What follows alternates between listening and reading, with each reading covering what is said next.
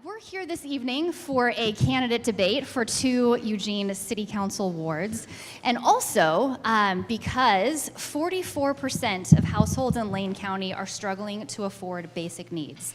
Approximately 6 out of 10 renters are housing burdened, paying more than 30% of their income on housing costs. And Eugene has the second most constrained housing market in the nation.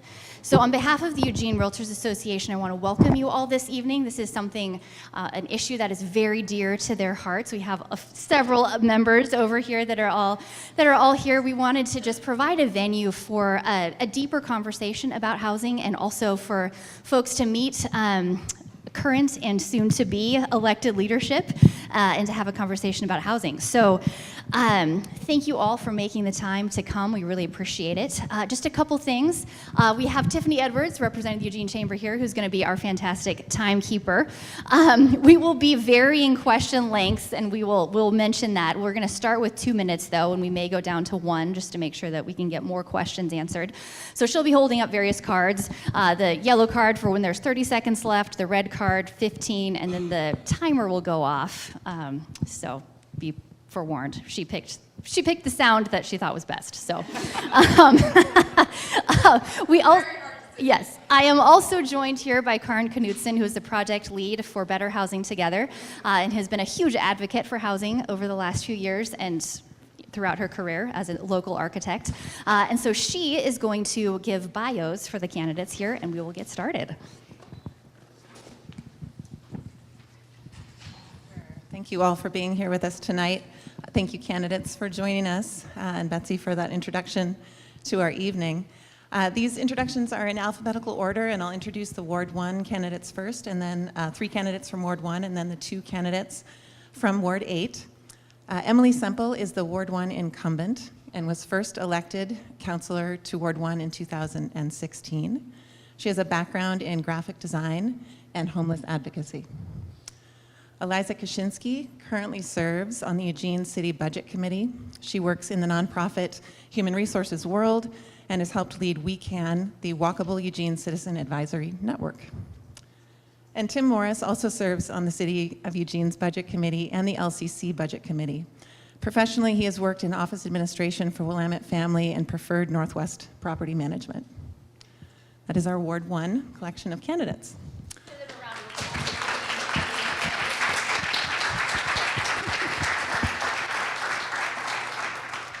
And as candidates for Ward 8, Randy Groves is the former fire chief for the Eugene Springfield's Fire District, who oversaw the merger of the 2 districts.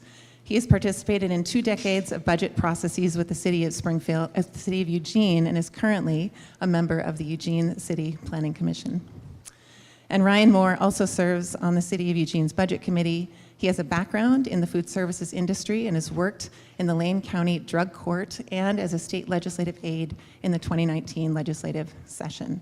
Our Ward 8 candidates.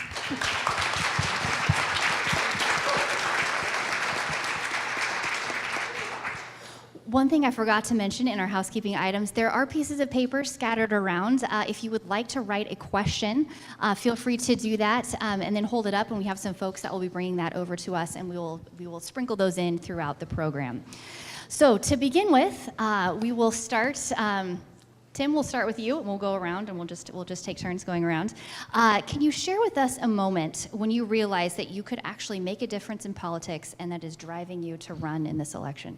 Great. So first of all, I want to say thank you for the Eugene Association of Realtors for hosting this. We were having a conversation earlier, and there's so many forums and debates that are coming up, but this is the only one that's about housing so far. So thank you so much. It's such a huge issue. So the first time that I realized that I could make a difference in what I'm doing and who I am as a person, in 2015, I helped found the Lane County for Bernie Sanders organization. With this organization, we started with 12 people in a small conference room at the growers market. Once the primary hit, we grew to about 1,300 volunteers. We were able to knock thousands of doors and make tens of thousands of phone calls to talk to people here about voting and why it's important. It was a great process and an amazing start to my activism and to my advocacy here in Eugene, in Lane County, across the board, which really helped me launch 2 other nonprofits in the area. It helped me learn as much as I can to be on the Lane Community College Budget Committee as well as Lane County Budget Committee, and to really begin the process of representing as many people as possible. There's so many different voices and there's so many different opinions, but there's always facts behind those opinions, and that's what we really have to start with in order to make real, true, progressive change happen. Thank you. Can I stand up? Okay. All right, so I also want to thank you all for being here tonight and the Realtors for hosting and everybody who's been involved in putting this together. When I first started getting involved in advocacy work in Eugene, I was working on a very specific housing and zoning project in the South Willamette neighborhood. It was a little lonely. There were many good people, some of whom are here tonight, who were working on that with me. But we would go to city council and it would just be a couple of us. And at times you would wonder, well, is this just me? Am I the only one who's feeling this way? And then in 2017, we had a public comment where we said, if you are here because you support more housing choice in Eugene, please stand up. And I was giving this comment, I was facing council, I had my back to the audience, and I could hear the room stand up. And at that moment, I was there hearing this and saying, wow, this isn't just me. And all of these people who maybe don't have the courage, don't have the time to go and speak to council, I'm helping them be heard. I'm helping their needs and their wants and their vision be created. And so since then, then how does that translate into running? Well, I feel like I'm still going to council and saying the same things. And so if I can't speak and be heard, maybe I can help listen. So, thanks.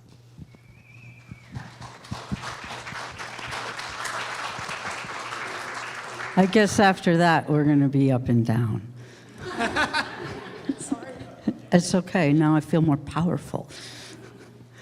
Let's see. This is our first time doing this year, and as I was trying to think about it in between all the other council meetings, I did not feel so happy about it because last time I had no clue what I was doing, and it was really scary. But I think I've got it this time. When I ran in 2016, it was a surprise to everyone, including me. And one of the things I ran on was, I can't promise you I will make changes, but I will get there and I will keep our voices at the table and I'll tell you what's going on until some of the rest of you get up here and help me. So could you please move to other wards so we could work together? So the thing that really made me feel like I could make a difference was the bridge funding for public safety. The second month I was on council, I live downtown and I'm worried about the stuff that happens, and I know that there's a lot of meth. So I made an appointment to talk to Chief Kearns, and I said, how come? What are you doing about this? And he says, well, I don't have very many detectives. And I'm like, well, I want more police on drugs. Anyway, I'm gonna run out of time.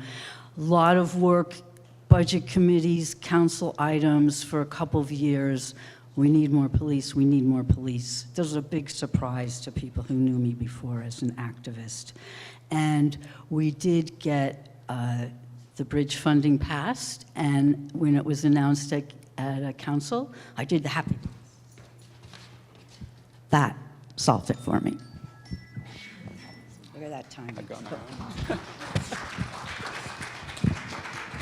All right, before I dive into my reasons for running, I want to ask for a quick show of hands.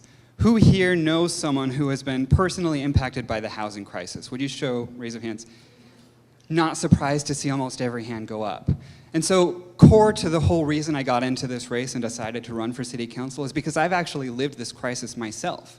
My partner and I were forced out of our last home because we just couldn't afford rent anymore. It kept getting more and more expensive. And this is an experience that's all too common these days in Eugene, right? And so we went through this process of searching and searching and searching for any place that we could afford to move into, and there was just nothing available. And so, we were forced into this position where we had to go to our list of criteria we were looking for in our next home and start narrowing it, cutting things away, and it got smaller and smaller. Until finally we lucked out. We found a wonderful apartment in a really beautiful neighborhood, and we're really happy to be there. But a lot of people in that situation are not so lucky. And so especially when you look at people, my generation, we live with the knowledge we have a lower life expectancy and a lower lifetime earning potential than our parents' generation. Just think about that for a second. In these two important metrics, quality of life is actually going down for us. And this has all sorts of repercussions. If you look at, our declining rate of first-time home buyers, this is a large factor in that crisis too, right? And so this is important because I look at our current city council and I don't see anyone who has this background, who has this experience, right? And so I'm forced to think, is this more of an academic question to them than an urgent threat? For me, I feel it to my core because I've been through this issue, right? And I think that fire and that level of experience is missing. And I think the result of that is we have a council that's comfortable with kicking the can down the road, with forming more committees instead of taking action. And that's not what I'm all about. I'm here to bring my sense of urgency and lived experience because we all want to see solutions. Whether or not you've lived through it, it's a question of motivation in my eyes. So I look forward to talking more about that.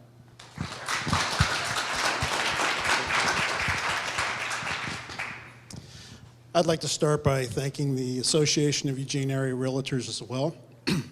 And I'd like to say that I recognize you are actually our early warning system out there. We should be consulting with you more often. You know why people are moving into our area. You know why people are moving out of our area. You know which industries are having problems that affect our economy. My experience with politics, first of all, let me say, being a public servant and fire chief, we're supposed to be apolitical. And I was most of my career. There was a time when I was a union leader where I was political. But my most recent time, with approval from Council's IGR committee, we advocated for GEMT, which is Government Emergency Medical Transport. It's a funding mechanism through the federal government that's handed out by the state for our Medicaid transports. Our ambulance system was tanking. We were losing money because of the people in our area that need help that couldn't afford it. And it's a fee-supported system. So I was selected by the Oregon State Fire Chiefs Association, along with Mike Dyke, who was the Tualatin Valley Fire Chief, and we headed up an action working with our legislatures. It took a lot of trips back and forth to Salem. It took a lot of lobbying with individual state senators and representatives, and I was selected to testify before the Joint Ways and Means Committee with Senator Margaret Doherty, who was absolutely phenomenal. Well, we got it passed, and that's bringing 7 figures a year now into our city system to help prop up our ambulance system, which is our first line of social service that takes care of our population out there. And let me just add, as a line firefighter, we touch the public every day. We are the last line of defense. We are a social services system, and that's the service we provide, and that speaks to our heart, and we care very much about our community. So that's kind of what fired me to get involved in this when I heard Chris Pryor wasn't rerunning, and I'm proud to be up here tonight. Thank you.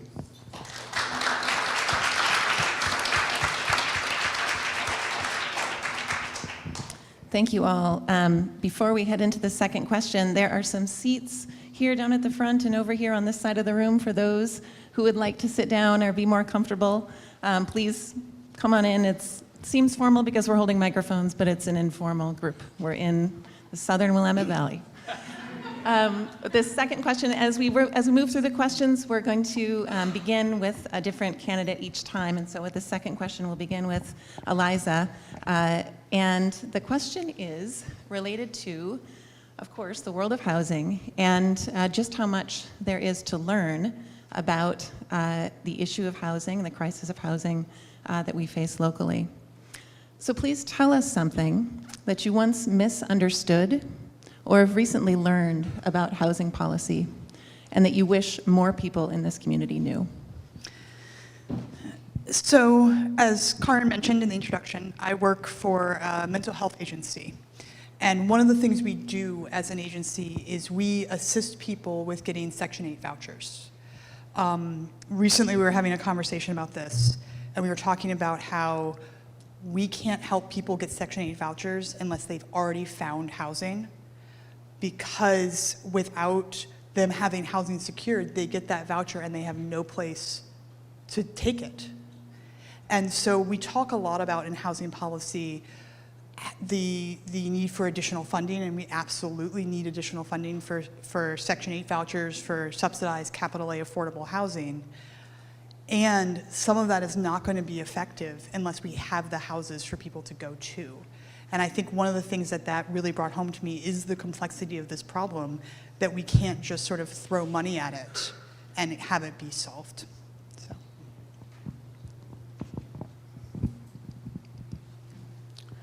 Thank you. I had a little trouble with this one because it's all new. But one thing recently, actually I know a lot about it, but covenant codes and restrictions weren't something I knew really anything about. What was CCR stand for? And I still don't know a lot, but I do know that it gives the people who live there different privileges than people in other parts of the city. One of the things I'm deeply about is being fair. And so it's interesting to have these discussions about housing that will cover the entire city, except for those areas. I'm concerned about becoming too much alike. I think our neighborhoods are distinct enough that we want to protect them. So I'm not against more housing at all, but I am concerned about doing cookie cutter all across the city. Although that does seem to be what our direction is right now. Thank you. So the question that I'm going to let my colleagues speak. I'm so happy that they're here. Tim's a very passionate guy, clearly. Someone take this away from me. So as Karen mentioned at the beginning, I worked in the state legislature during the last legislative session, and there was a big bill that many in this room probably know about. It was called HB 2001. Now, the goal of this bill was to re-legalize certain forms of missing middle housing across the state. And so, working for Representative John Lively, I watched this bill through every step of the process, through every iteration. And let me tell you, it started out in a much more impactful form, let's say. Whereas now, the bill itself requires just duplexes on each lot and be allowed on each lot in the city. Before, it was all the way up to quadplexes being required on each lot. So there was significant work done through the legislative process, and that was fascinating. But one thing that became clear is that nationwide, our state zoning systems, many of them have racist roots. And this is something that I wasn't really aware of. Some of these systems were designed with the express purpose of keeping certain types or classes of people out of certain neighborhoods, right? And so it's so important to be aware of that, especially as we take another look at our zoning here in Eugene, because I'm worried that we do have that present here as well. Ward 8 is pretty much southwest Eugene. We have the highest number of Latinx folks in Ward 8 out of any of the 8 wards of the city. And we also have one of the biggest concentrations of industry and some of the biggest polluters in the city.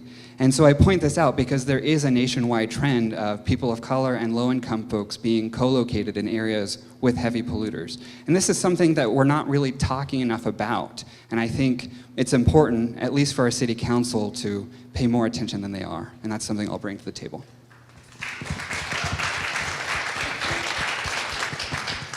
Well, I think a number of good points have been made. I'm actually going to shift what I was going to say. Another thing I just learned, actually last week, was that CDBG funding, which is Community Development Block Grants, it's a federal funding mechanism for funding the construction and development of low-income housing and affordable housing.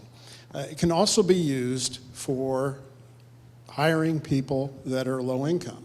So it can be used as a mechanism for putting more money in people's pockets.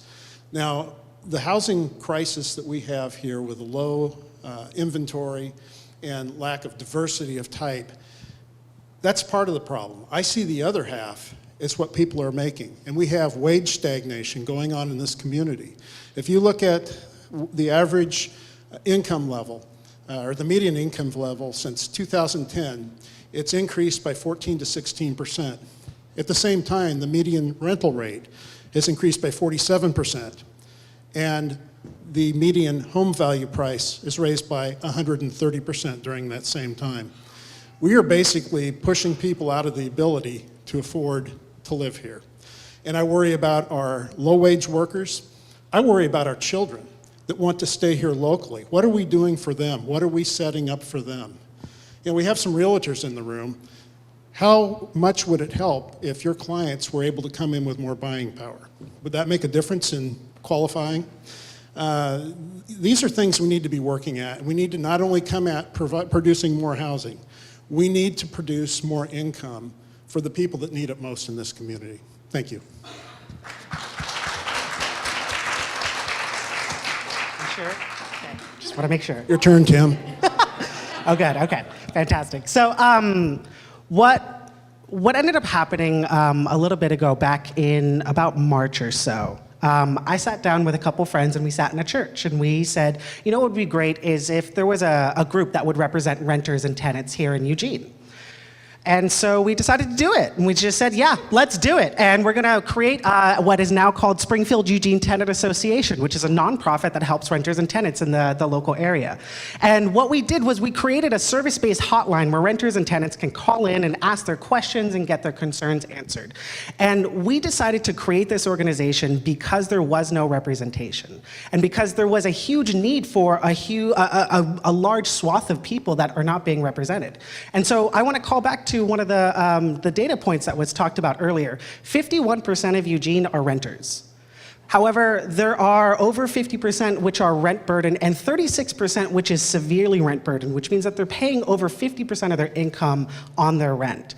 I think that that's unacceptable. The City Council has a great opportunity to lift some restrictions and to diversify the housing types and housing inventory that we have, yet we're not doing it, which not only affects homeowners and not only affects people of low income, but affects renters on all sides of the housing conversation. We have an opportunity here to make some real actionable change in Eugene, and we're not taking advantage of that.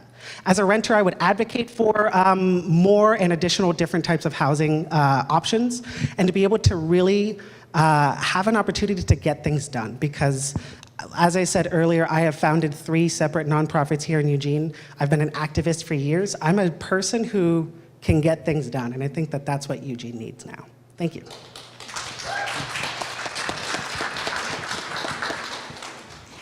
Thank you. And just a quick reminder, there are cards out there. If anybody wants to write down a question, hold them up. We have folks that will bring them up to us, and we'll scatter those in throughout the program. Our next question, starting with Emily. If reelected, you're only 1 vote out of 8, and there's only so much that you can accomplish. How have you or how will you work with your colleagues to build consensus to achieve solutions to housing that we're advocating for? Thank you. First, there's a public meeting law, and you can't have more than 4 counselors talking about something, because once you get to 5, you have a quorum. So that eliminates a lot of the pre-council discussion and urging people to do something. And that means you need to do your homework. You need to be ready, get your questions answered, get your arguments in line. And then you need to listen to what your colleagues are saying and have empathy to understand their viewpoints. Then you look for compromise that's as fair as possible to everyone. Like a good divorce, both people are equally miserable. And then you also realize that consensus isn't always necessary. It only takes 5 for something to happen. And if we had consensus on everything we voted on, we wouldn't be doing our jobs, because Eugene is not all the same. The wards are different, and we do have different opinions. So we work together, we listen. I think that's our biggest skill, at least it's mine, I'll get personal.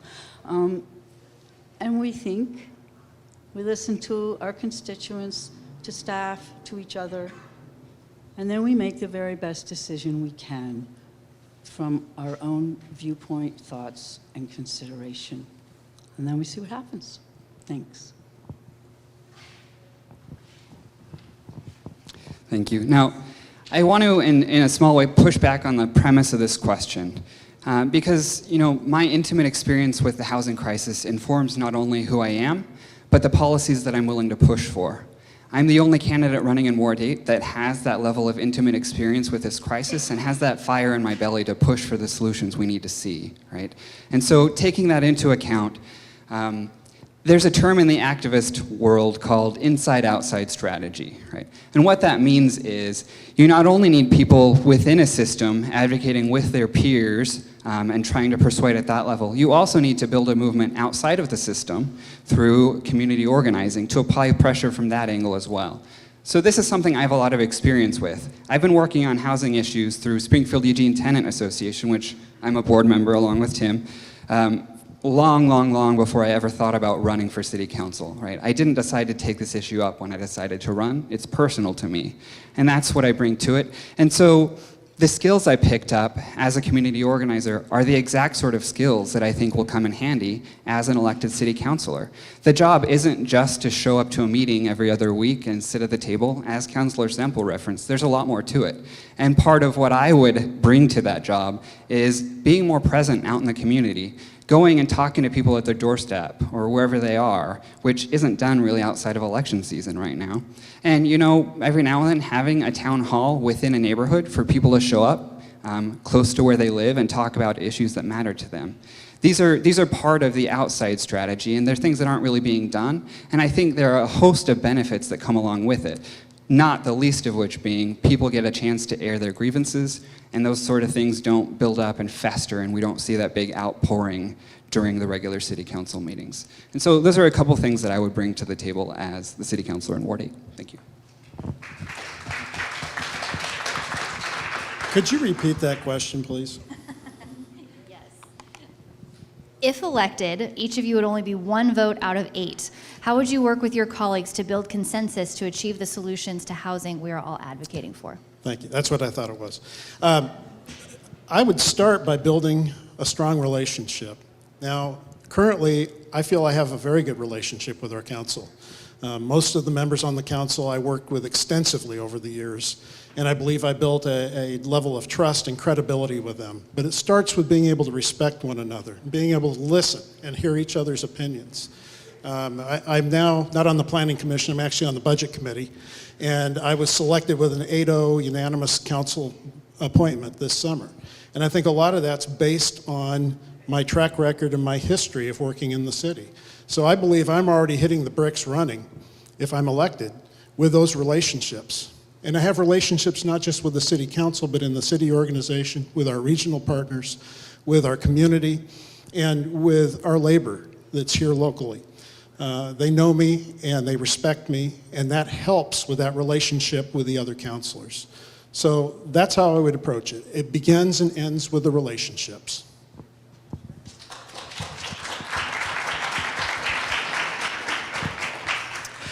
So as I spoke about, I've been deeply involved in the community for years at this point. With the Lane County for Bernie Sanders organization with roughly 1,300 volunteers, there's a lot of opinion and a lot of differences of opinion. So being a leader of that was a great experience to be able to hear what the other issues are, to be able to hear what other people's passions are, and to be able to incorporate that into a movement where we can actually get things done. I think a perfect example of where this is failing is, let me actually take a sentence back. I think Ryan really hit the nail on the head that outreach and community engagement is one of the most important things that's necessary to accomplish anything here in our community. And I think here in Ward 1 specifically, one of the biggest criticisms I hear from my neighbors and my friends is a lack of communication, that simply it's impossible to get a hold of any city councilor. It's impossible to get a phone call back or an email response. It's quite a shame, and it's unfortunate that an elected leader of mine, an elected leader of ours, is simply not talking to us, and we don't get to hear their voice or opinion. What I think is an important part of this issue is, we got to see this with the payroll tax that was just recently passed. And I've been involved in my own neighborhood association and other neighborhood associations in Ward 1. And let me tell you, every single one had an issue with this, especially being confused about what it meant. If you are low income, you sort of maybe are okay with it, but you might have to pay a bit of a more tax. I'm not sure really how best to describe it, because it was confusing, and there were so many different issues that popped up, and there were so many different addendums that happened. And it was passed, and it was put on the ballot. There was a cap that was put on the ballot, and we saw the community vote so highly in favor for this cap, which really, to me, means that the community was not ready for this. And I hope that the city council, and as a city councilor, we get to speak about that more and actually talk to our constituency. Thank you.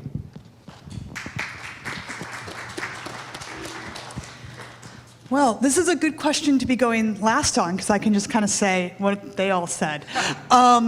So I think two sort of things I really wanted to highlight was about the relationships with other counselors. If you're going to be working with people, you need to have the ability to talk to them, to have in-depth, thoughtful, honest discussions. I feel fortunate, maybe not as much as some of the other people on this stage, but both through Budget Committee and through my work on housing, I've had an opportunity to get to know some of the current counselors. Some of them won't be there, like Counselor Pryor and Counselor Taylor. But starting to build those working relationships so that you can hit the ground running and kind of figure out where you want to go. The other thing I wanted to say is that this question asked how we can build consensus.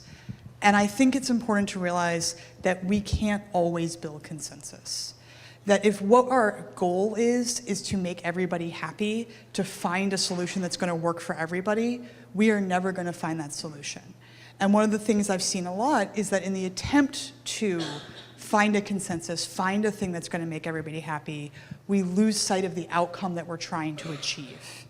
We will have debates and processes surrounding how we can make it easier to build housing in Eugene, and in an attempt to help everyone at the table be comfortable with what comes out of that, we end up making it harder to build housing in Eugene. And that's the kind of thing that if our primary goal is to achieve consensus, we're going to continue to see outcomes like that instead of the outcomes that we're looking for. So, I don't know. So this next question is a little bit longer, but also includes some community education about some major housing policy and law changes that are new to our state and that one of the candidates alluded to or spoke to briefly.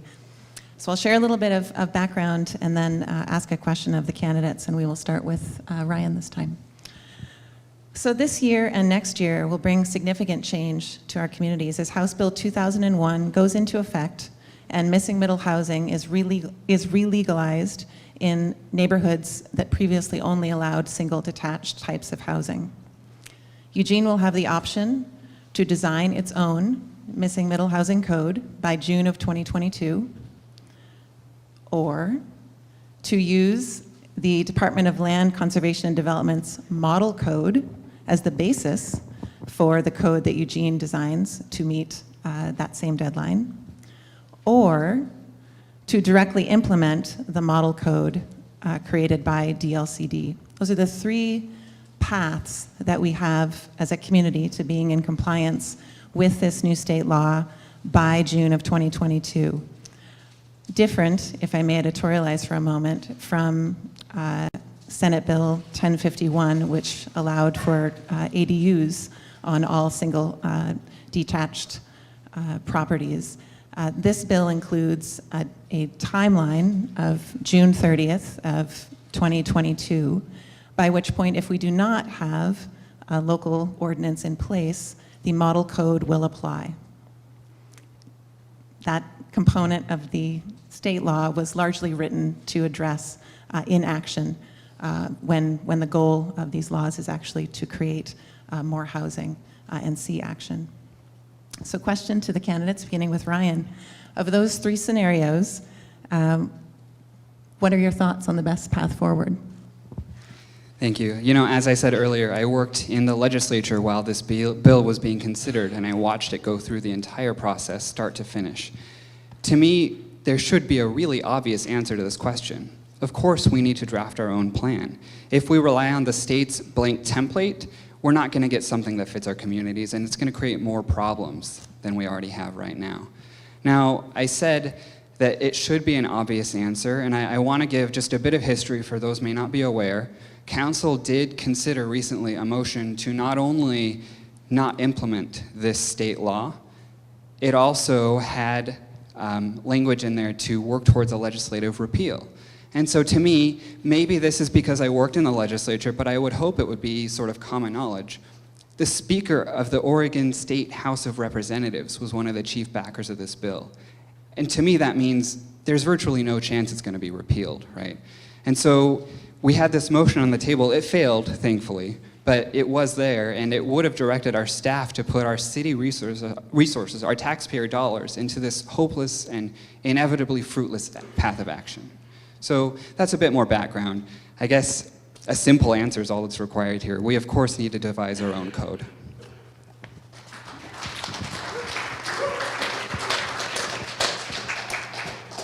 I too agree that we need to adopt our own code. The state model code is basically, that's our default. If we are not able to get the job done, it will be implemented. But we need to do something that meets the letter and the intent of the law, while at the same time honoring Eugene's uniqueness, and we are unique, and also provides for livable neighborhoods. And I think we can achieve a balance here. But it's going to take hard work. We need to roll up our sleeves, we need to get in there, and we need to make decisions. For me personally, decisions have never been a hard thing to do. That's in the fire service, we call them foundations. If you're not making decisions on emergency calls, you have bad things happen. But likewise, when we're running an organization, when we're trying to push forward codes and ordinances in the city, we need to take in input, but at the same time, we need to decisively act. And I think we've had enough time to really look at this and study it. I believe that we have some good ideas of where we need to go. I know it's not going to be popular with everybody. We're going to have conflict. But if we're going to achieve densification, if we're going to try to make the most out of our urban growth boundary, if we're going to pay attention to climate action and the problems that are produced by sprawl, we need to be decisive and move forward and adopt a plan that meets the letter of the law of House Bill 2001. Thank you.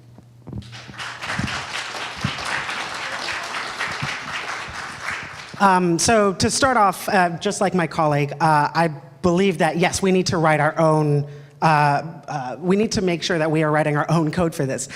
Eugene is unique, and there's no reason we should take some blanket statement. That makes no sense to me. I live in the Florence Apartments, which is right here down the street. And for those of you that don't know, this apartment building was built in 1912.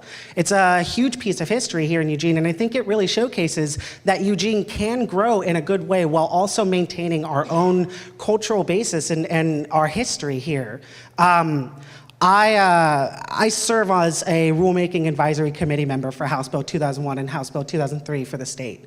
I go up to Salem once a month, and I sit in a room with 30 different other people that work in housing issues.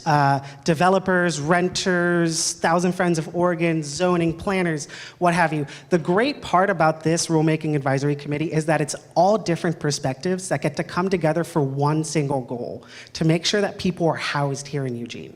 Or in the state, and also Eugene. We should house people in Eugene, I think. Springfield has a representative, the city manager, and he has taken a different approach than Eugene has. He has decided to advocate for implementation of some of the suggestions that are coming out for the House Bill 2001, and to be able to put it for Springfield into their code right now, today. And by this measure, he gets to say to the state, to the DLCD, you know what, this is working, we should do this, or hey, this is not really working so well, we should try maybe another avenue. I think Eugene is missing a huge opportunity by not taking the wheel and taking control of our future and implementing some great strategies from House Bill 2001 into our city code. Really, quite frankly, we need strong advocates and we need a bold leader to be able to take control of our future. And as a city councilor, I hope to bring that to this situation. Thank you.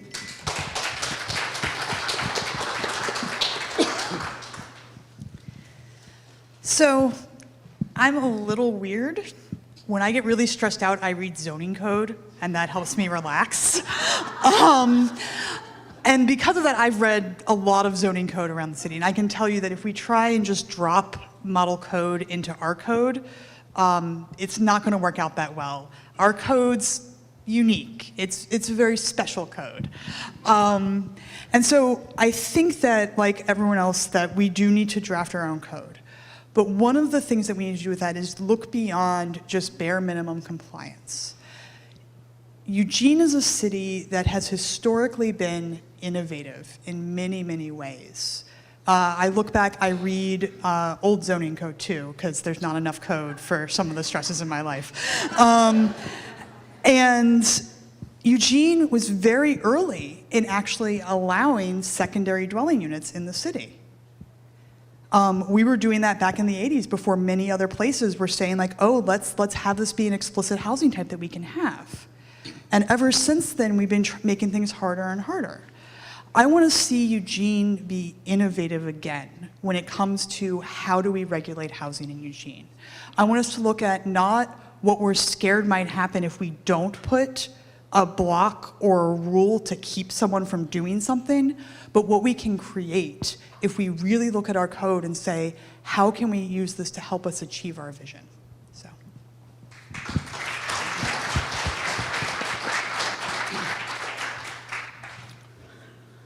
I've done a lot of different things in my life, and I can relate to a lot of different people. I feel that I'm very approachable, and I meet with everybody who asks me. So if you'd like to find out whether or not I answer email, write me. I think this is one of those questions where you have the two different sides, and what are you going to do? I've been really frustrated with the slowness of our whole ADU process, as I know everybody else has. And I really want to move on. And there's also a lot of pressure to just do what the state says, even though I was quite in favor of bucking the home rule problem.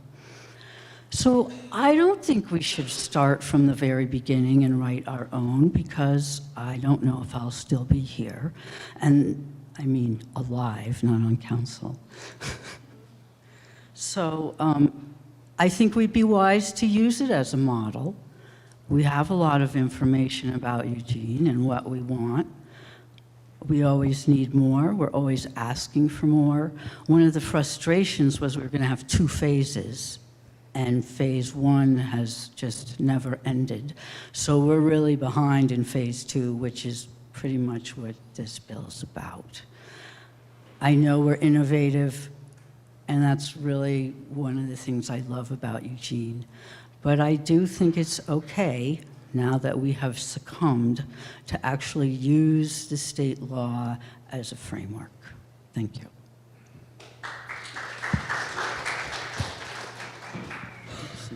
Okay, thank you so much. We're going to switch to 1-minute answers to speed things along. Good luck with that. Thank you to everyone who's passed in some questions. There are some amazing ones in here. Feel free to continue if you would like.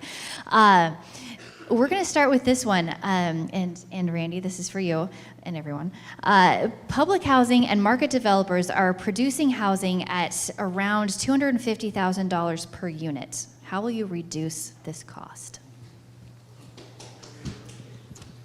That's part of the problem. The costs are exceeding people's ability to pay for it. I think we need to be looking at what funds we can leverage in order to reduce the costs. Are there ways to cover the system's development costs so that's not absorbed by the builders, which really it isn't absorbed, it's passed on to the people who are buying or renting. We need to find ways where we can work within what we already have through whether it's land banks. In fact, I was at a meeting with Stephanie Jennings from the city just recently. And she said one of the big things that would really help with this issue is to have a land bank's inventory. And right now that inventory is at zero. Everything's been used. We need to get more land and make it available for affordable housing development. And it needs to be dedicated to that. That's a piece of what is missing right now in our system. And I believe that that's solvable, but we need to be creative. Oh, that was 1 minute. Wow. Okay.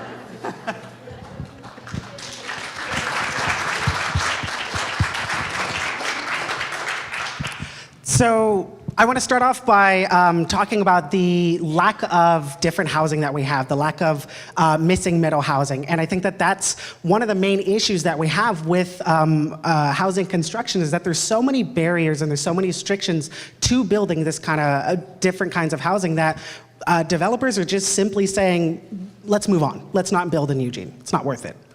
I think that we have an opportunity to be able to shift how we view this issue and view this problem. And I think system development charges is one of the key tools in our tool chest to be able to reduce some of the costs. And Randy's completely right that these costs will be passed on to the homeowner or the renter that's living there. And I think it's important not to pass on the cost of what these developments are.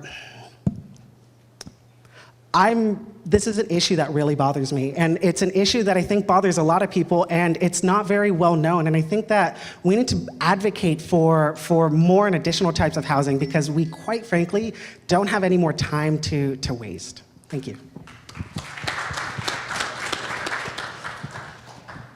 So a couple of years ago, I started thinking about, well, why is it that when you build new housing, either subsidized affordable housing or market rate housing, why is that new housing so expensive? And so I sat down with people who build housing and I said, break down your budget for me. Explain to me what it is that goes into this cost. And when you actually look at each individual piece, it seems reasonable. But when you put it all together, there's so many individual different things that are leading to housing being so expensive to build. And I think that one of the things we need to do is go through each of those things and figure out how we can make each of those things a little bit more reasonable. So one of that is allowing more houses on particular parcels of land, because then you're splitting the land cost up among multiple houses. It's looking at fees, it's looking at all kinds of things to kind of break it down into individual pieces and make each piece a little better.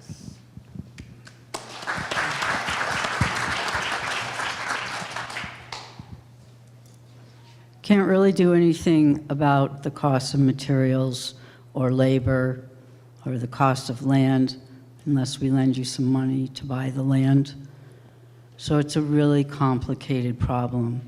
With the transportation SDCs, we raised them, but we raised them in a staggered amount. So the larger the building, the higher the SDCs, and the buildings below 250,000 weren't charged as much. So that's a way, reduce SDCs. We have park SDCs coming up. And there's permit fees, but really there's not enough land. So although last time I was adamant, no UGB expansion, I'm not totally against it now. Yes, I do think we need more density, but people want different kinds of houses. And so we need to look for more places for those houses.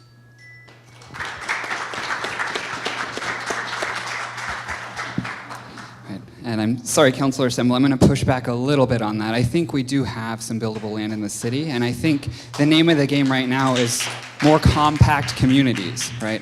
Now, I don't want to spend the whole minute talking about that. There are a couple out-of-the-box solutions. Sorry, I'm talking fast. One of them being something that a firm up in Portland actually crunched the numbers on. They looked at a projected development project, and they had two forms, one with parking, one without, and they were comparing the price points, the point at which the developer could turn a profit on that. They found that actually taking away a parking requirement let them build many, many, many more units for the same amount of money. So that's one simple fix we can look at. Another is, we have a law right now in Eugene that no more than 5 unrelated people can share the same dwelling. And that prohibits things like single-room occupancy. They're also called residential hotels. They're a system of shared single bedrooms that have common areas like kitchens and living rooms that they all use together. The per unit cost of that is somewhere in the neighborhood of $60,000 per unit, not $250,000. So there are out-of-the-box solutions. We just have to have the will to look into them and put forward these ideas, right?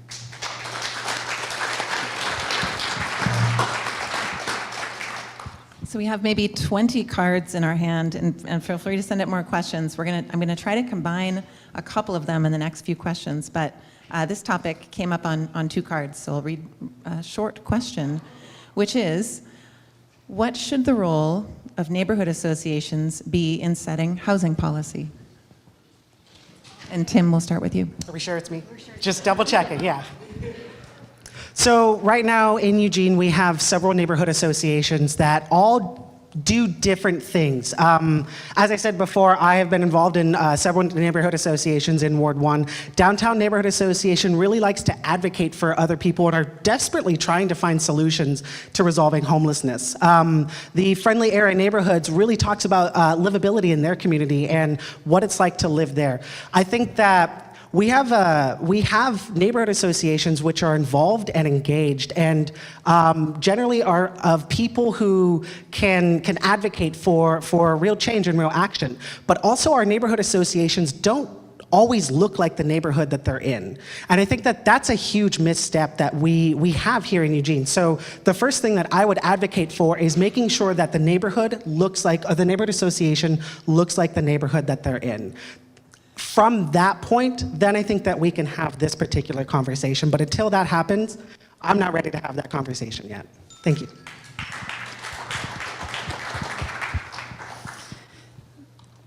I think we need some real reforms to our neighborhood association system. I live in a neighborhood association where on a regular basis, my neighborhood association goes out, makes statements that are the exact opposite of what I believe, based on what 5 people in a room decided, and says that they're representing me. Neighborhood associations, you can only vote on who's in the neighborhood association if you're able to show up in person on a Tuesday night. They are very inconsistent about how they include people in their neighborhood association, about what their actions are. I think before we can say we have neighborhood associations out there representing in land use issues, we need to look at how they're structured and are they doing their job? Because I think right now, in some cases, not all, there are some very good neighborhood associations, but in some cases they're actually creating divisions within their neighborhoods instead of bringing them together.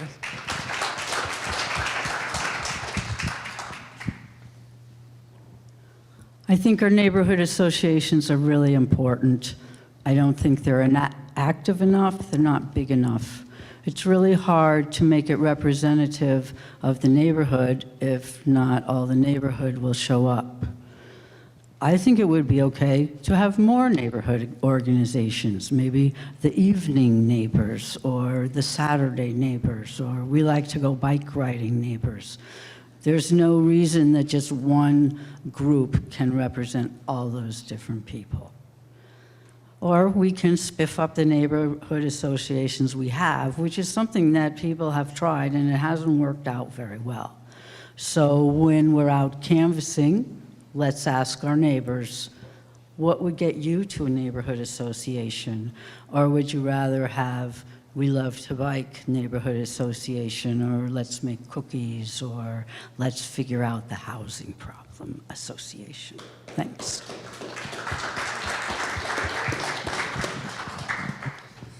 This is such an important question. Our neighborhood associations do wield a lot of influence over city council. They have a lot of studied people there, and they have the luxury of time to provide their input.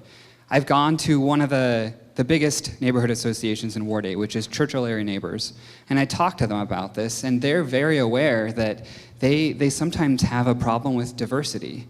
A certain type of people, so for example, renters in the neighborhood, don't tend to show up to these meetings, and they're aware of it. They just don't know quite how to fix it. And so this was kind of at the heart of why we co-founded the Springfield Eugene Tenant Association.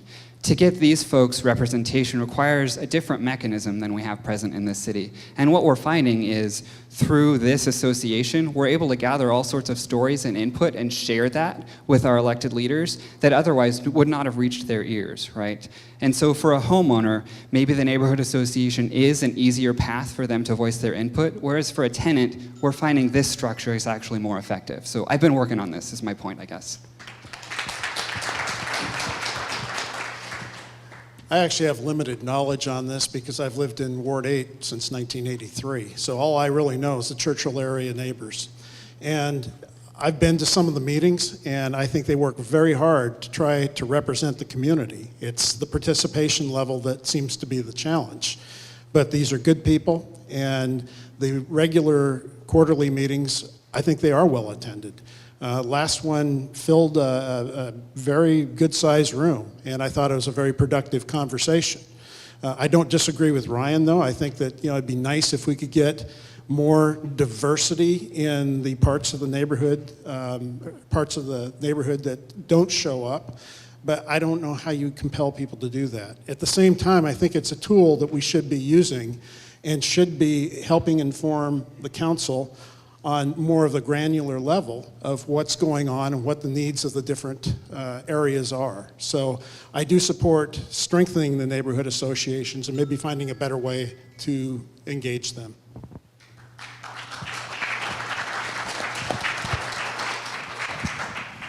Thank you. This question it's a big question, and obviously we only have limited time, but can you speak to, often people are housing advocates or they are climate action advocates. Can you talk about how those two can actually be the same and we can advocate for the same thing with those two lenses? Eliza. Okay. So I was reading the Climate Action Plan 2.0, and there's an appendix in the back that lists types of things and how effective they will be at various impacts to helping with our climate crisis. And one of the top items listed under consumption and reducing our consumption emissions was build smaller houses. And when we look at what's going to help make housing more affordable in Eugene, one of the things is build smaller houses. When we look at how do we add density, density is one of the things that helps promote walkability and active transportation, which has a huge impact on the climate. As I've been working on this issue, these aren't two separate issues. These are the same issues that need a lot of the same solutions.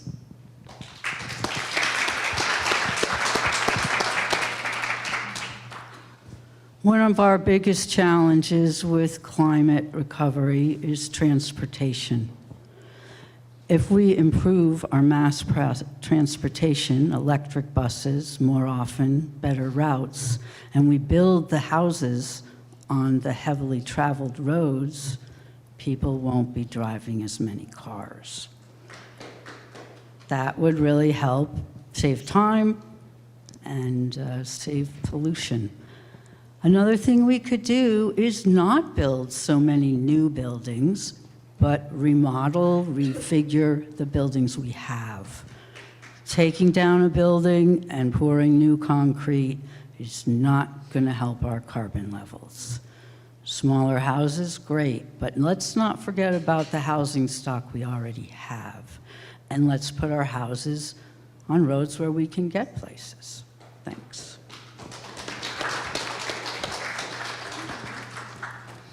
I'm so glad this question was asked, so thanks to whoever wrote that on the card.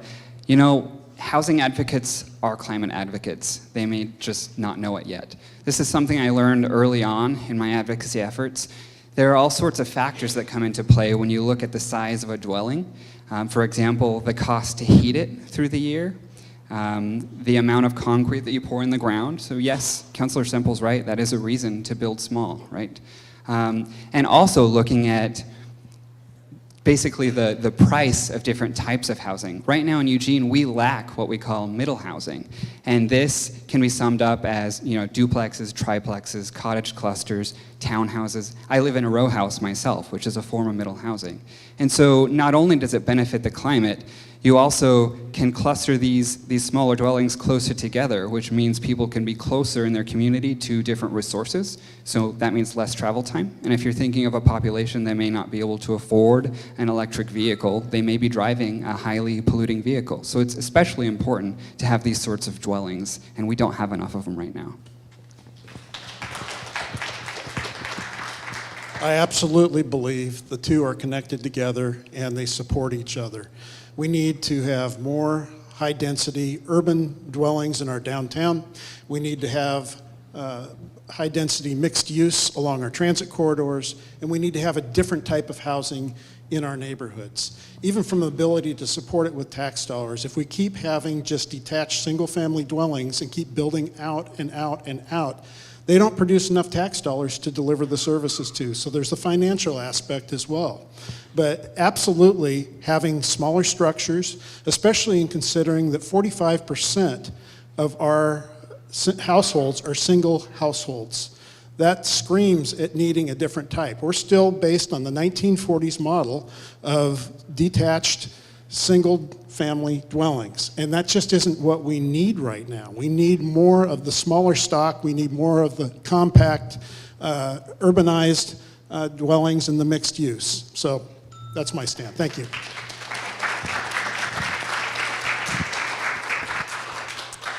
So I really hope it doesn't surprise anyone in this room when I say climate change is real. No surprises, great. So it is absolutely important to look at housing in the lens of environmental action as well. As Ryan alluded to, they're the same thing. And if you are a housing advocate, you are a climate activist, absolutely.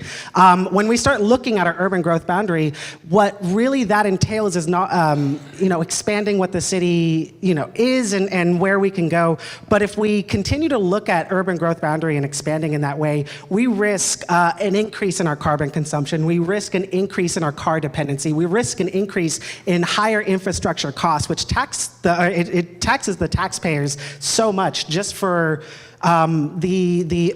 spreading out. And so we do need to look at our density, and we need to look at community and walkable neighborhoods in order to really address climate action and climate change. This is an issue that's near and dear to my heart because my future is directly affected by climate change. And if we don't do something now, it'll never happen. Thank you.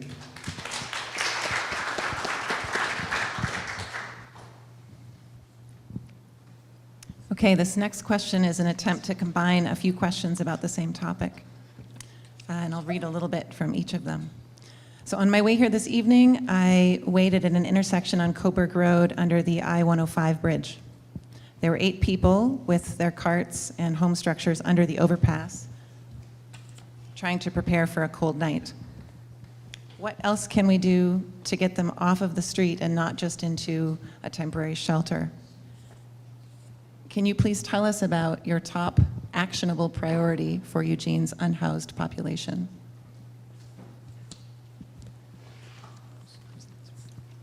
Keyword is actionable. It's really, really hard. This is a really big problem. Many of the things we need to do is to prevent it. We need more mental health care. We need drug addiction care. We need living wage jobs. We need a way to keep people in their houses. The CET will help pay for deposits and down payments, but I'd also like us, if you lose your job, let's lend you some money for 6 months so you don't become unhoused at the same time. Shelters are great, camps are great, but they're not going to get people housed. Housing First is great, but we don't have enough houses. So the problem is, how do we fund it? CET can help if we, actually keep it going after 2 years. What other revenue sources, because it's not all going to come from the federal or the state, are we going to find to solve this problem?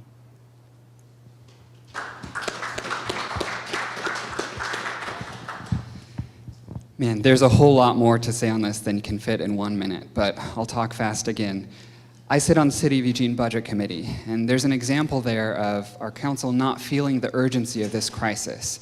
During the last budget cycle, I had a motion to fund the first 3 staff positions, the implementation phase of what's called the TAC report. It's this big, long-term strategy to address the unhoused crisis in our area, and the firm that put this together said if we followed it to a T, we would have no permanent unsheltered population within 3 years. Now, we haven't done a good job so far of following it to a T, I'll say that. So my motion last budget cycle was to fund the beginning, the implementation phase of this. I thought, I got the numbers together, we're ready to do this, there's a lot of energy behind it. It should be a simple matter, right? The motion failed. If you fast forward a couple months later, council had a motion they brought up, and it had the same exact language, the same exact numbers I had on the table months prior, and they passed it. So this, to me, is an example of not feeling the urgency. When we have things that are commonsensical, at least in my eyes, we should be able to get them done right away and not wait that extra 2 months. Because if we'd had a shelter in place those few months earlier, who's to say we wouldn't have people staying there instead of dying on the streets during this cold winter, right? Urgency is so important, and we lack it right now. Thank you, Ryan. 1 minute, right? Yeah. Okay. We need to compassionately move our homeless off the street, absolutely. And unfortunately, we may not be able to do much better than temporary shelter, at least in the early phase. I do agree that the TAC report gives us a realistic roadmap that we can and should be following, and we are taking steps. At the same time, there's a population that is glanced over in the TAC report that concerns me. And those are people that are about to lose their housing. We need to have backstops to protect that. And I also worry about our children. We have 2,500 kids in the Eugene, 4J, the Bethel, and the Springfield School District that are in unstable housing. How can we break the cycle of homelessness if we don't get ahead of it and start working with our youth? That's one of our vulnerable populations that I think absolutely must be addressed, regardless of the prioritization that's placed on it inside the TAC report. So that's something I definitely want to work on, but we work on these other pieces. Thank you.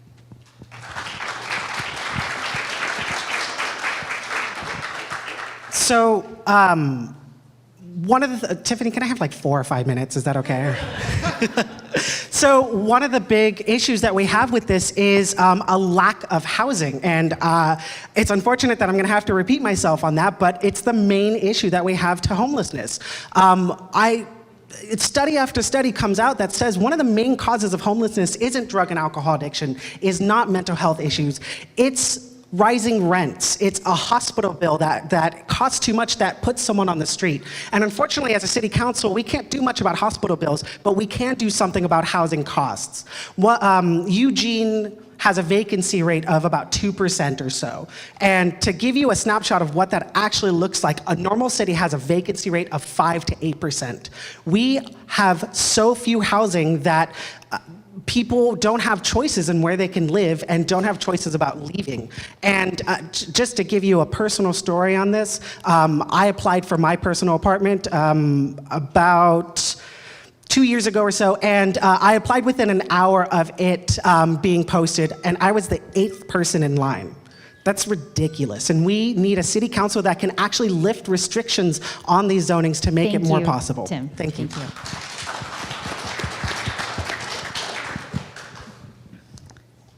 So I think one of the first things that we need to start looking at is a lot of times when we take actionable items on issues, we look at Band-Aids. We look at things that are going to fix immediate suffering that's right in front of us. And I think we also need to start looking at what are the root causes. Yes, we need Band-Aids, but we also need to really start addressing the systems that are in place that have created this problem, that have created such suffering in our community. And so I think there's definitely different pieces with that. One of them is housing and housing affordability and housing access, which I won't go into depth about because that's the main topic that we're all talking mostly about tonight. So, but I think another piece of it as well is services, is helping support people. There are people in our community who do suffer, who have illnesses, who need additional support. And those additional supports can be very hard to find, and helping to make sure that everybody gets the support that they need.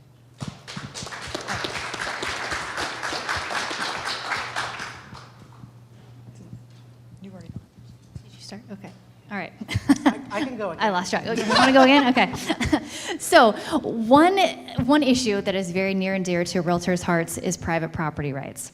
They are also equally passionate about neighborhood livability and compatibility, and we have over 1,100 members now in the Eugene Association, and most of them are all neighbors here and very passionate about neighborhoods and all of that. So with that background, can you talk us through how you, if you were elected, or if you are reelected or currently serving, will navigate the short-term rental conversation? How do you navigate the private property right of doing whatever you want with your property, and then also it rubbing up against your neighborhood and neighbors and issues like that? So I lost track of who. Is it Ryan? I think it's. Yes, okay. Thank you. Thank you. You know, so a bit of background for the audience. Council considered a draft ordinance recently that would have imposed some common sense things, in my eyes, regulations over short-term rentals. Right now, there are essentially none in Eugene. And part of this would have been a sort of licensing fee, a permit process, which would have enabled us to start tracking this emerging industry. There's a fear among housing advocates that, and I've seen this through the Springfield Eugene Tenant Association, that people who own conventional long-term rentals are evicting their tenants and turning them into short-term rentals. And among housing advocates, the fear is especially prominent when you consider in 2021 we're going to have the Olympic trials, and there's a significant profit incentive to go through that transition. And that's not something that's been talked about a lot, but I think there's no one in any angle of this conversation that wants to outright ban or infringe upon people's rights. There are plenty of moms and pops who rely on this for their retirement income. That's really important. No one's after that. But we do need a way to measure and track the impact of this industry, and we don't have that in place right now.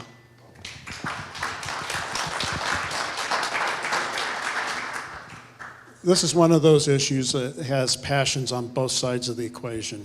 I'm certainly for a property owner's right to be able to manage and use their property to the best advantage they can. At the same time, I do understand the concerns of livability in the neighborhoods.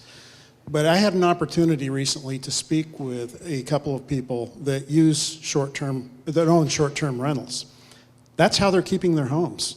They won't be able to afford their homes without that needed income that's coming in. And I think that is something important to consider. I mean, we're sitting here talking about homelessness, and we're sitting here talking about the expense of housing. And at the same time, if we start limiting what people can do to survive, are we doing the right thing? My web designer, she's barely making it and keeping her house. And she relies on being able to rent a room in her house out periodically. That's how she stays housed. So otherwise, we just compound our problem. Thank you.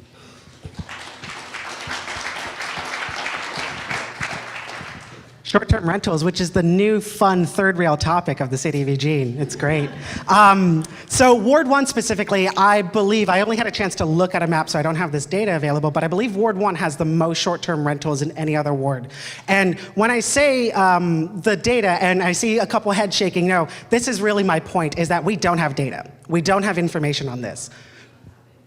We are unfortunately not able to make clear, concise decisions on this situation because we don't have any information on this, or very little information. So I do believe in putting in a permit so that for short-term rental owners, they're able to purchase this permit, and we're able to make a little bit of revenue, and then that way, through that, we can track how many short-term rentals are truly in our community. I think also we can follow the leadership of Portland and put in a per-night fee for short-term rentals in order to bring in even more a little bit of revenue for our city. And that way we can really see just how many short-term rentals there are, and just how many mom and pop shops that we're talking about, and how many bigger and organizations that are purchasing more houses. So thank you.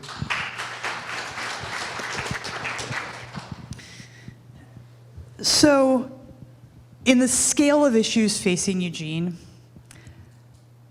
I feel like short-term rentals is nowhere near the top. There are some very good suggestions that have come up here tonight. The per-night fee, when my mom comes to visit, the only way that she contributes to the funds of the city is through the room tax, which funds getting more tourists here. And I guess if she happens to buy marijuana, she'll contribute some to the city funds. And so a per night fee would be helpful. Looking at registration would be helpful. But really, short-term rentals seem to jump to the front of the line. Council's been discussing things like accessory dwelling units, zoning code for quite a long time, and really pulling this up as the topic that we're going to have be our top priority. The impact on housing and the impact on the things that are facing us as a city isn't, we need to be focused on other things.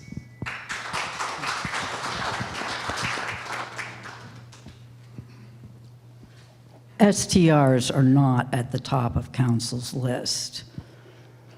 It's a concern to a lot of different people in different ways. I've talked to owners, I've talked to neighbors, I've talked to people in the hotel business.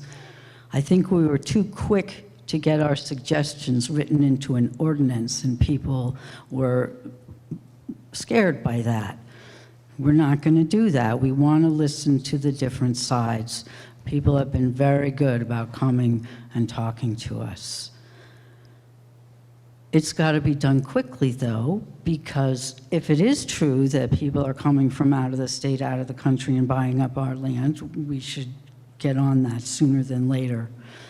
The problems with neighbors and too many people there, we have a nuisance code, but I'm very much interested in the requirement to have the owner live at least within the city property. There's a lot of other suggestions, and we'll get to talk about them.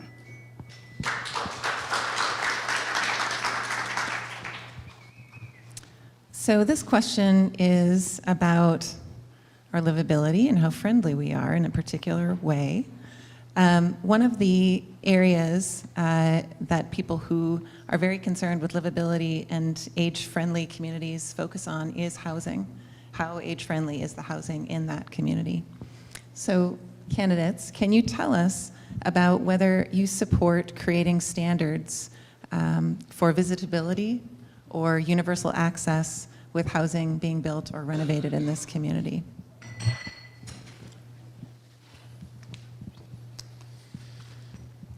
I think each one needs to be taken on a case-by-case basis. Absolutely, we have to have access and accessibility.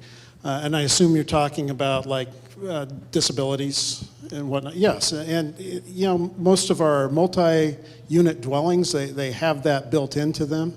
As far as even a house that is not set up for adaptive use, they're fairly easily converted. I mean, it's not a big construction job to put in ramps and bars and things like that in the house to assist with that. I would be concerned about making it an absolute requirement. Personally, I need to study this one a little bit more. This is not something I had really given a lot of thought to yet. So, thank you. Before I answer the question, I want to make sure I'm understanding. So it's about livability of all different types of people that have different issues that might be going on, right? And specifically speaking to age-friendly housing and visitability, which is essentially the ability for someone who is using a wheelchair to access a unit, which is a part of the requirements we have for affordable housing that do not apply to other housing, and then universal design, which is another way of thinking about ADA standards, but a little bit more forward-thinking than that. Gotcha. Okay, great, thank you. We're not a welcoming city if we don't welcome all types of people. That's just very clear, and I want to be very honest about that. When I worked in property management, we worked with Homes for Good and people that were applying with that unit or that voucher. And one of the really great parts of that program was they would send in an inspector and make sure that it was ADA accessible, that the pipes weren't leaking, that the windows weren't busted open. And that's a great opportunity to, that's a great program to make sure that the people that are moving in aren't being taken advantage of. I think Eugene can do something similar, but I think that we also need to make sure that we are expanding our housing stock and our housing inventory as much as we can so that we can have those opportunities. As I said before, I live in a building that was built in 1912, and it's not ADA accessible, but it very easily can be. So I think that we need to make that happen. Thank you. So I think that anything like this, obviously we all support having our buildings be completely accessible all the time. And I think we also need to make sure that we craft however we do that very carefully so that it produces the outcomes we're wanting. One of the things that I think immediately about is converting older homes. A really good way to add housing stock is to convert older, larger homes into multiple units. And sometimes if we put in place requirements that would make that technically impossible or prohibitively expensive, that can have impacts on housing overall as well. And so I think that certainly for new construction, things that are straight out new construction, like yes, let's have those requirements. I think that we would need to craft it very carefully so as not to prevent someone from being able to, say, convert an old home into a duplex.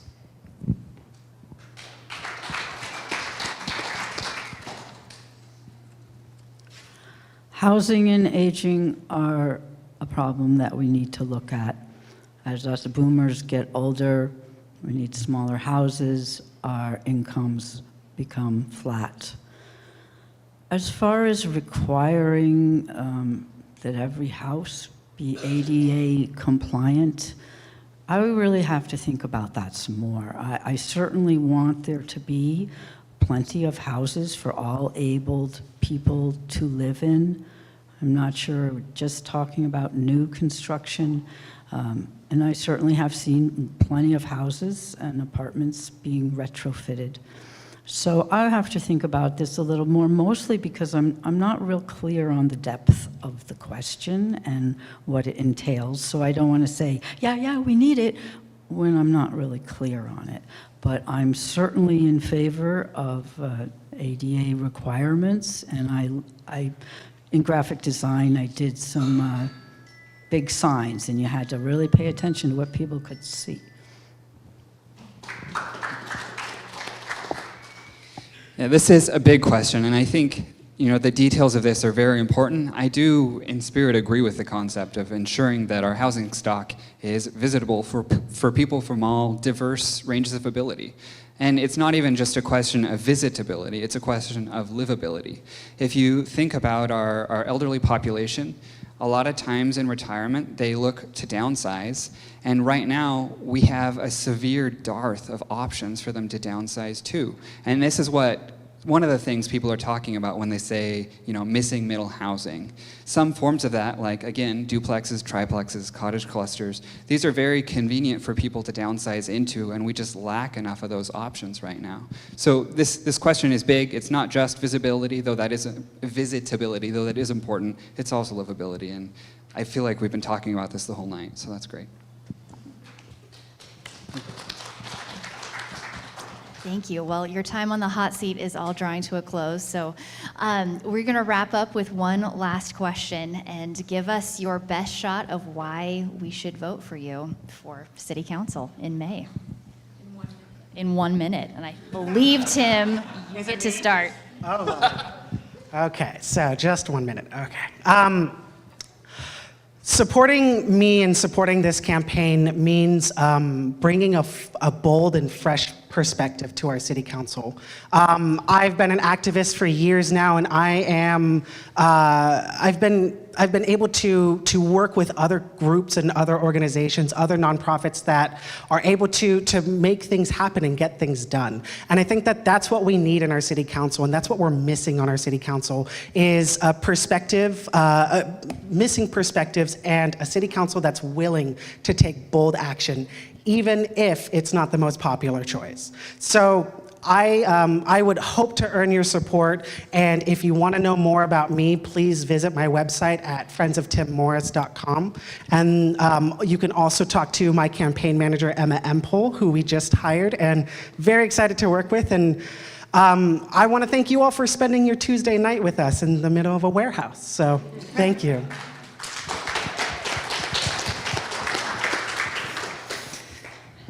So many of the systems that Eugene has in place aren't sustainable.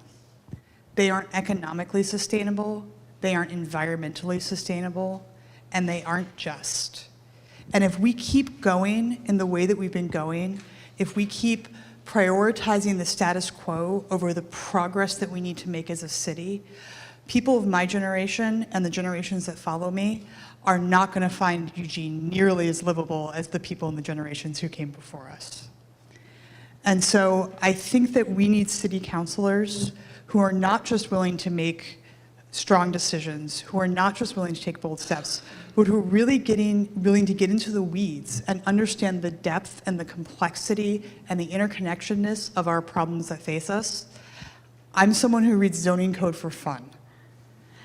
I'm not afraid of getting into the weeds and understanding how we can come out of those weeds with actual solutions and actual actions.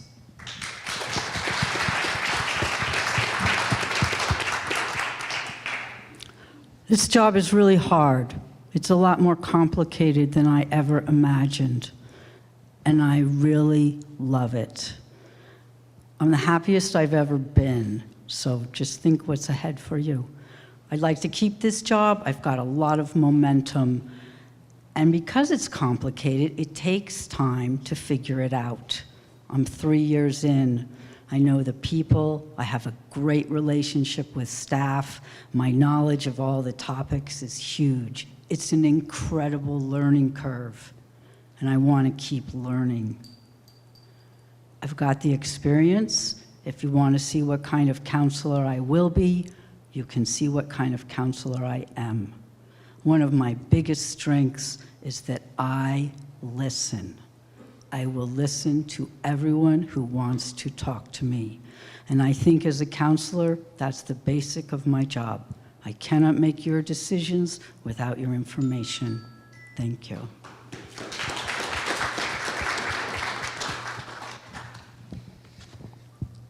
Right now, people are hungry for solutions, but not only that, they're hungry for faster solutions.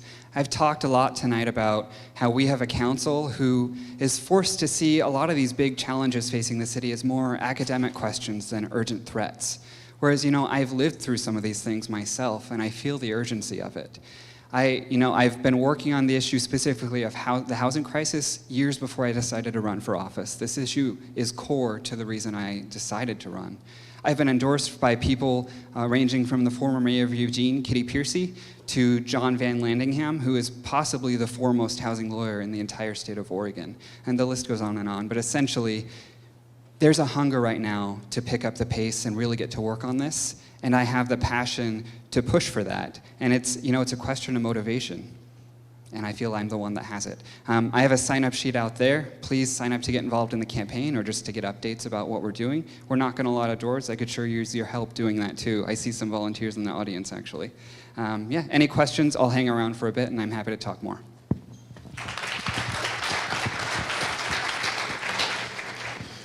I am motivated by the youth in our community. I want to leave them a better place than we have today, and I think we can do that. I bring the experience of working in the system for over 36 years, where I innovated, where I worked with a talented team to challenge the status quo. Just to give you an idea, when we merged the Eugene and Springfield fire departments, it required that we worked with 2 communities, 2 councils, 2 executive management teams, 2 command teams, 4 unions, and 7 contract districts. There was a lot of conflict, but we worked through it, and we kept focusing on what's in the best interest of the community. And every time we would start getting sideways with one group or another, we would always come back to, this is in the best interest of the community. I want to bring that to the city. I want to bring my experience, my common sense, and proven leadership to work for you. We also have a little area set up outside if people want to come talk about the campaign. I'm available to speak with you. Thank you.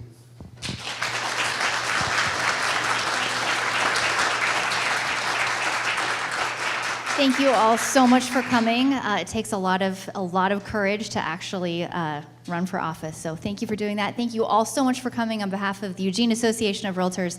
Have a great evening. Thank you so much.